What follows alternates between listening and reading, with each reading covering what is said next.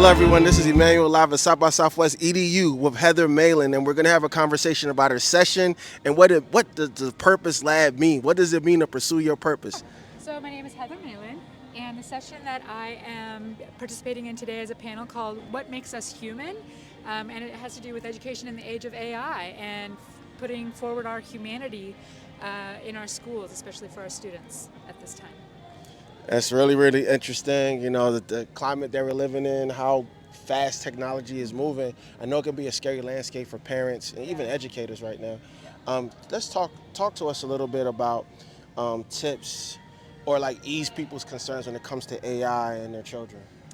Yeah, well, I think we're at a really great point where we have a lot of potential to use AI as a resource for good in our schools.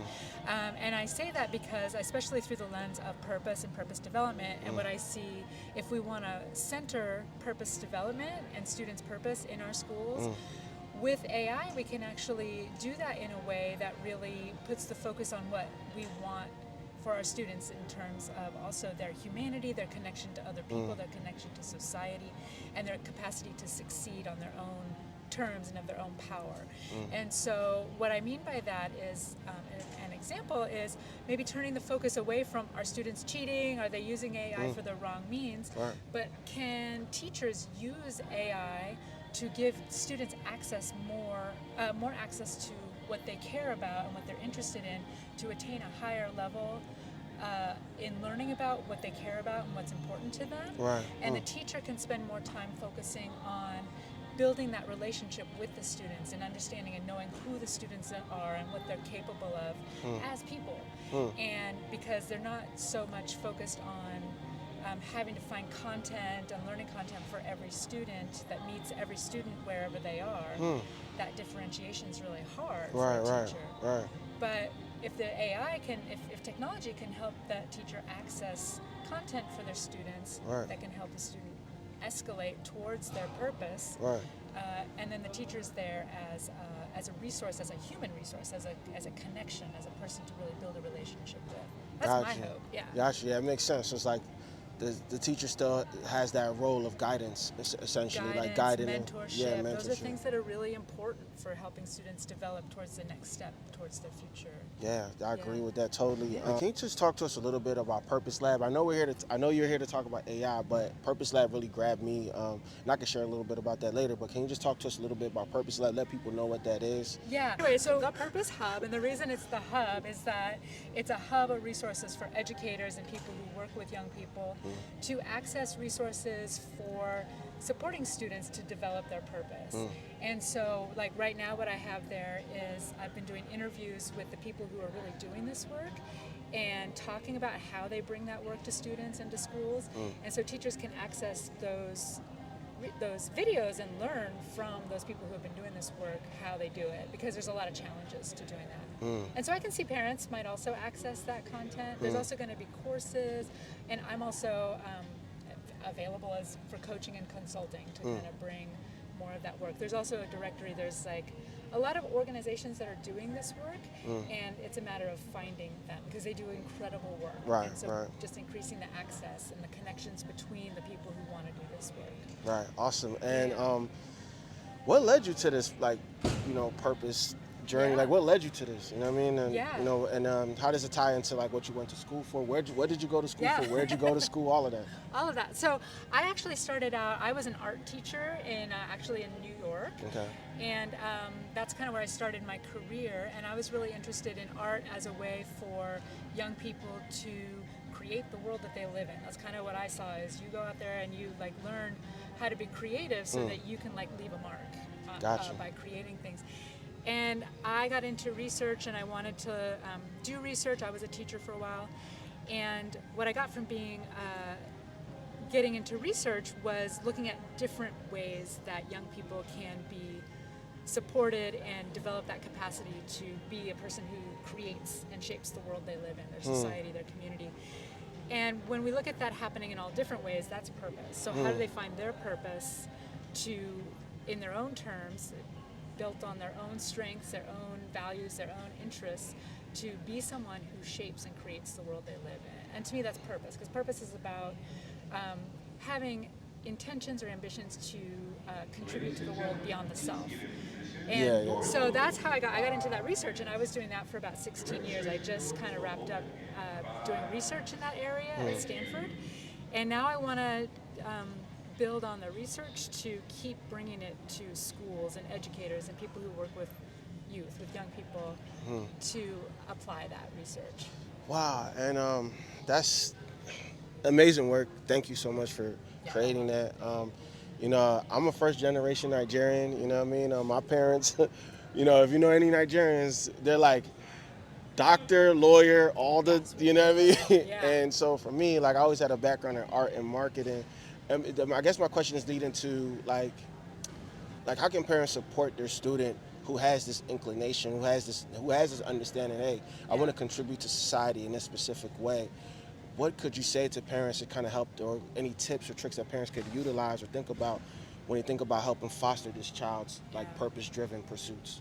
That's a really good question, because we see that a lot. First of all, that's a very I guess I live in cities. We're around a lot of immigrant communities, and that's a very common sentiment with parents. They're worried. They want their kids to thrive and do well, and that looks like certain economic paths. Yeah. And I would say one is asking the questions. Like it sounds like you had somebody asking you the questions, but I don't know if that's true. Like what does matter to you? Who do you want to be in the world? What are you going to give to your world? How are you going to contribute?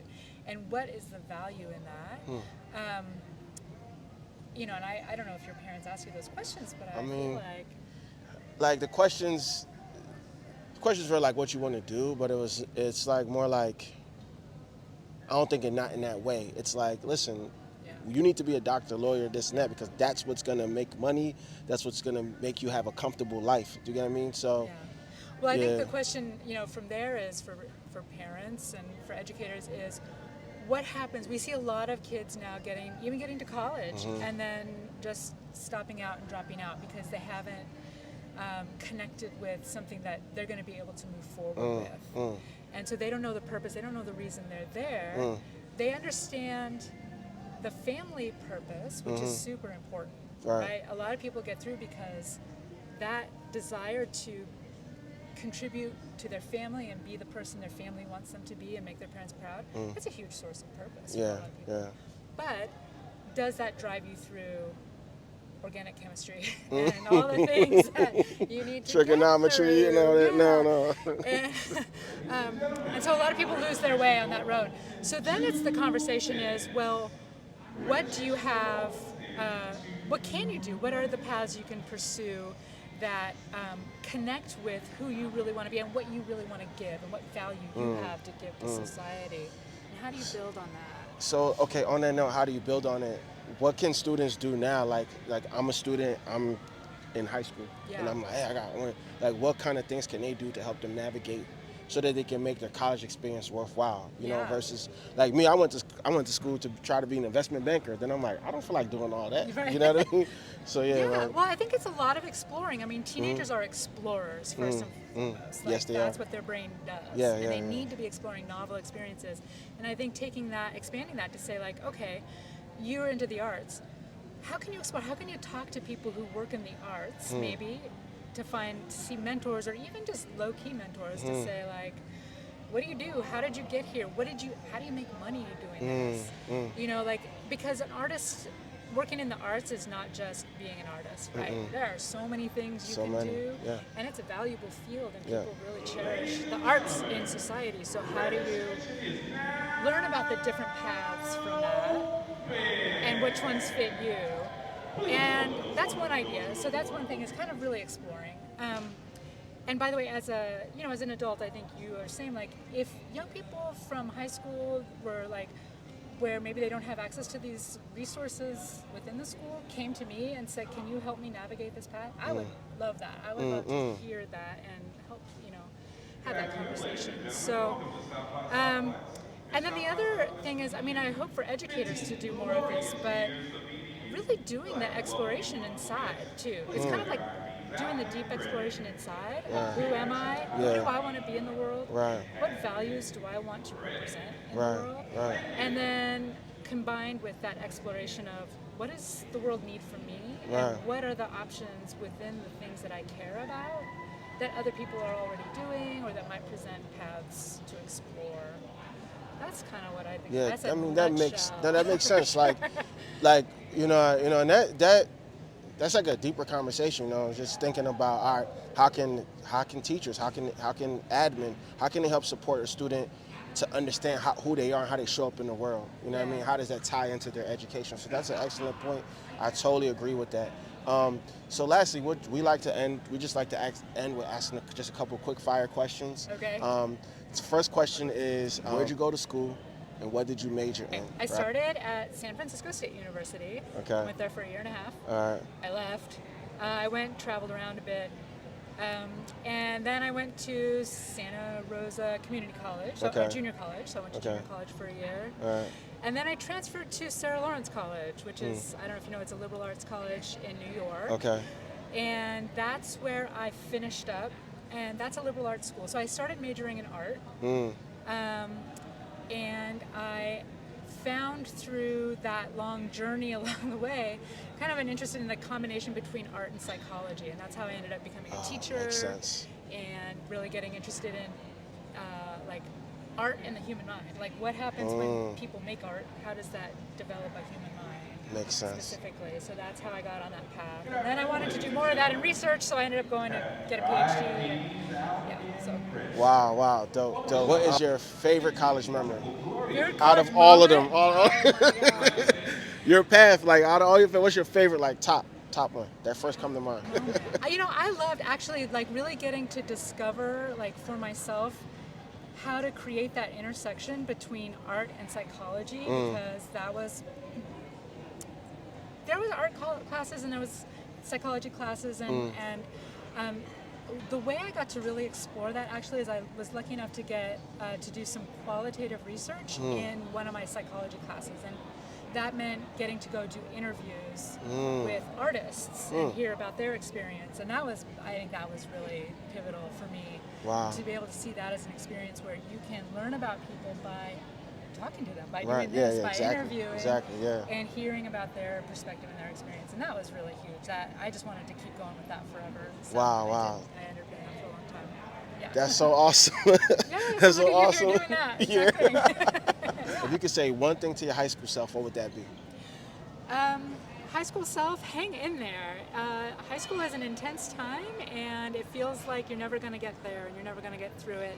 And it is okay and even great to take the winding road through college, through your 20s, through that beginning adulthood time. It was actually the best path to take. So don't worry about getting on the right path right out of high school. Just take that meandering path. It's okay. Perfect. Before we let you go, one last thing. Just let people know where to find you, how they can get in contact with you. If anything that was heard about Purpose Hub strikes a nerve, this is your chance. Just let them know. Plug away. So the easiest way is to go to thepurposehub.org, and there's contact forms there. You can reach out to me. My email is a little complicated, but it's heathermalin@hotmail.com. I'm old school in that way. And I think you mentioned my book, Teaching for Purpose, is also available, and I'm also happy to send you a copy. So please reach out. All right, thanks a lot. Perfect.